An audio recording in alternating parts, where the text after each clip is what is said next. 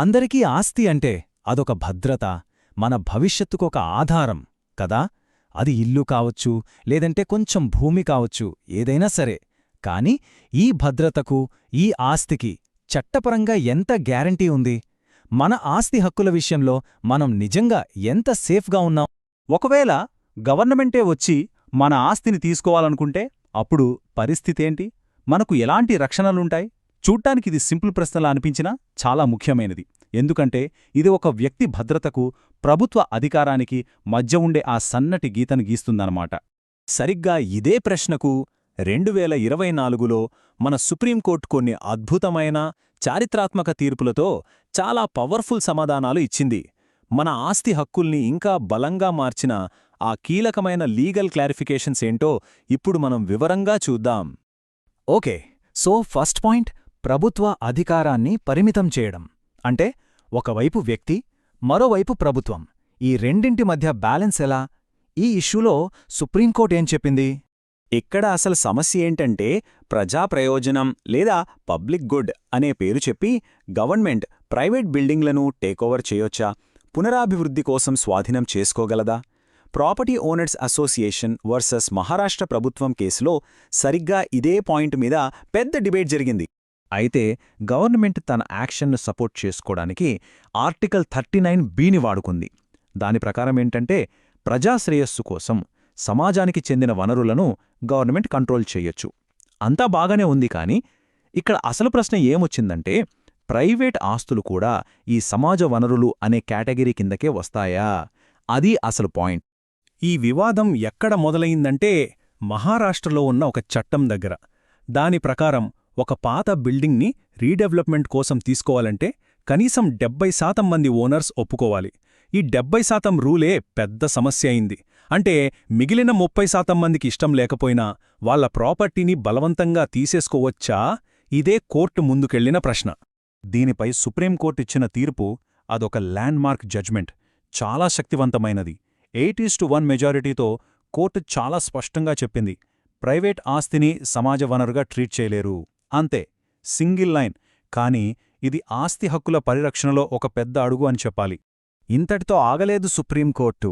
ప్రభుత్వం ఇష్టమొచ్చినట్టు చెయ్యకుండా Kolkata municipal corporation కేసులో మరిన్ని సేఫ్గార్డ్స్ తీసుకొచ్చింది.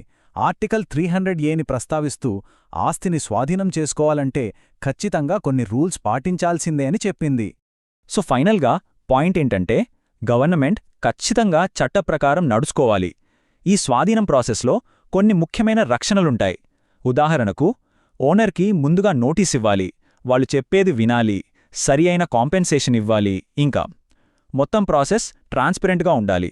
ఇవన్నీ కంపల్సరీ అన్నమాట. రైట్. ఇక రెండో విభాగానికి వెళ్దాం. ఇది చాలా కుటుంబాలకి సంబంధించిన విషయం, తరచుగా ఎమోషన్స్తో ముడిపడి ఉండే టాపిక్. అదే పూర్వీకుల ఆస్తి హక్కులు. దీంట్లో వచ్చిన క్లారిఫికేషన్స్ ఏంటో చూద్దాం. అసలు పూర్వీకుల ఆస్తి అంటే ఏంటి? సింపుల్గా చెప్పాలంటే, తండ్రి, తాత లేదా ముత్తాత ఇలా 3 తరాల నుంచి వారసత్వంగా వస్తున్న ఆస్తి అన్నమాట. ఈ ఆస్తిలో కొడుకులు, మనవళ్లు, మునిమనవళ్లకు పుట్టుకతోనే హక్కు వచ్చేస్తుంది. ఇక కుమార్తెల హక్కుల విషయానికొస్తే, ఈ టైమ్లైన్ చూస్తే మనకొక క్లియర్ పిక్చర్ వస్తుంది. చూడండి, 2005 కన్నా ముందు వాళ్ల హక్కులు చాలా పరిమితంగా ఉండేవి. కానీ 2005లో హిందూ వారసత్వ చట్టం వచ్చాక సమాన హక్కులొచ్చాయి. ఇక 2024లో సుప్రీంకోర్టు ఇంకో స్టెప్ ముందుకు వేసింది. ఒకవేళ తండ్రి 2005 చట్టం రాకముందే చనిపోయినా సరే, కుమార్తెలకు పూర్వీకుల ఆస్తిలో సమాన హక్కు ఉంటుందని ఒక హిస్టారిక్ జడ్జిమెంట్ ఇచ్చింది. అలాగే ఈ పూర్వీకుల ఆస్తిని గిఫ్ట్గా ఇవ్వటంపైన కోర్టు క్లారిటీ ఇచ్చింది. ఎవరైనా ఈ ఆస్తిని దానం చెయ్యాలంటే అది కేవలం మతపరమైన లేదా ధార్మిక కార్యక్రమాల కోసమే అయ్యుండాలి. అంతేకాని ప్రేమ, ఆప్యాయతతో ఎవరికైనా పర్సనల్ గిఫ్ట్గా ఇవ్వడానికి కుదరదు. ఇది చాలా ముఖ్యమైన తేడా. దీనివల్ల ఆస్తి దుర్వినియోగం కాకుండా ఉంటుంది. సరే, ఇక మూడో అంశం చూద్దాం. న్యాయమైన ఆటను నిర్వచించడం. అంటే ప్రొసీజర్ కరెక్ట్గా ఉండాలి. ముఖ్యంగా కూల్చివేతలు, వివాదాల విషయంలో కోర్టు తీసుకొచ్చిన కొత్త రూల్స్ ఏంటో ఇప్పుడు తెలుసుకుందాం. ఇక్కడ ప్రాబ్లం చాలా సీరియస్.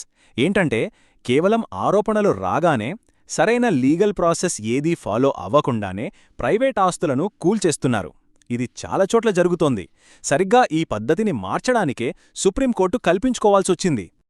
ఈ పరిస్థితిని కంట్రోల్ చేయడానికి కోర్టు కొన్ని స్ట్రిక్ట్ రూల్స్ పెట్టింది. అవేంటంటే 1 కూల్చివేతకు ముందు నోటీసివ్వాలి, 2 సామాన్లు తీసేసుకోవడానికి 15 రోజుల టైం ఇవ్వాలి, 3 వాళ్ల వాదన వినడానికి పర్సనల్ హియరింగ్ పెట్టాలి. అన్నిటికన్నా ముఖ్యమైనది, ఈ రూల్స్ ఏవైనా బ్రేక్ చేస్తే ఆ అధికారులే పర్సనల్గా బాధ్యత వహించాలి. దీనివల్ల అకౌంటబిలిటీ పెరుగుతుంది. ఓకే, ఇప్పుడు అడ్వర్స్ పొజిషన్ అనే ఇంకో ఇంట్రెస్టింగ్ కాన్సెప్ట్ గురించి మాట్లాడుకుందాం. చాలామందికి ఒక అనుమానం లేదా అపోహ ఉంటుంది. అదేంటంటే, ఒకరి భూమిని 12 ఏళ్లకు పైగా వాడితే ఆ భూమి వాళ్లకే సొంతమైపోతుందా? నిజమేనా? 2024 జడ్జ్మెంట్ దీనికి చాలా క్లియర్గా ఆన్సర్ ఇచ్చింది. లేదు, అలా అవ్వదు. కేవలం 12 ఏళ్లు వాడటం ముఖ్యం కాదు. ఆ వాడకం ఎలా ఉండాలంటే అసలు ఓనర్ హక్కులకు వ్యతిరేకంగా ఉండాలి. వాళ్ల పర్మిషన్ లేకుండా అందరికీ తెలిసేలా బహిరంగంగా జరగాలి. అంటే ఆ భూమిని ఆక్రమించుకున్న వ్యక్తి ఇది నాదే అని ఓనర్ని వ్యతిరేకిస్తూ ఉండాలి. అప్పుడు మాత్రమే ఆ 12 ఏళ్ల కౌంట్డౌన్ మొదలవుతుంది. అంతేగాని ఊరికే వాడితే కాదు. రైట్, ఇక మనం ముగింపుకొచ్చేస్తున్నాం. ఇప్పటిదాకా మనం చూసిన ఈ తీర్పులన్నీ కలిసి ఆస్తి యజమానులకు ఒక బలమైన లీగల్ షీల్డ్ లాగా ఎలా పనిచేస్తాయో ఒకసారి క్విక్గా చూద్దాం. ఈ టేబుల్ చూస్తే మనకొక క్లియర్ సమ్మరీ వస్తుంది.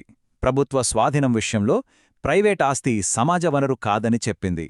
కుమార్తెల వారసత్వంలో తండ్రి ఎప్పుడు చనిపోయినా హక్కు ఉంటుందని క్లారిటీ ఇచ్చింది. కూల్చివేతల విషయంలో చాలా స్ట్రిక్ట్ ప్రాసెస్ ఫాలో అవ్వాలని చెప్పింది. ఇక అడ్వర్స్ పొజిషన్ గురించి కేవలం టైం సరిపోదు, ఓనర్కి విరుద్ధంగా ఉండాలని తేల్చేసింది. సో ఫైనల్గా మనం గుర్తుంచుకోవలసిన విషయం ఒకటే: సుప్రీంకోర్టు ఆస్తి హక్కుల విషయంలో చాలా స్పష్టమైన గీతలు గీసింది. ఈ తీర్పులతో ఒక వ్యక్తి యొక్క ఆస్తి హక్కులను కాపాడటానికి ఒక బలమైన, క్లియర్ లీగల్ ఫ్రేమ్వర్క్ను తయారుచేసింది. ఇది ప్రాపర్టీ ఓనర్స్కి ఒక పెద్ద రక్షణ కవచం లాంటిది. అయితే ఇక్కడొక ఫైనల్ ప్రశ్న మిగిలింది. చట్టం ఇప్పుడు చాలా క్లియర్గా ఉంది, బావుంది.